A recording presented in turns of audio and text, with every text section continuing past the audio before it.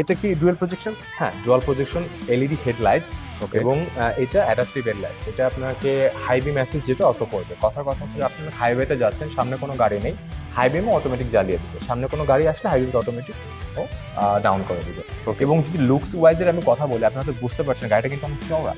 এটার কিন্তু length with height বাজারে যতগুলো গাড়ি আছে, যেমন হ্যারিয়ার, কিছু যদি বলি হ্যারিয়ার, দেন সিআরভি, দেন আউটল্যান্ডার, এগুলোতে কিন্তু সাইজে, উইথে এবং লেন্থে, হাইটে বড় হয়। প্লাস আপনার টেল গেটটা অটোমেটেড।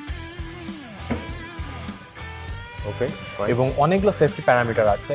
আপনি টেলগেট চাইলে বিভিন্ন হাইটে খুলতে পারেন, you can adjust that from the screen.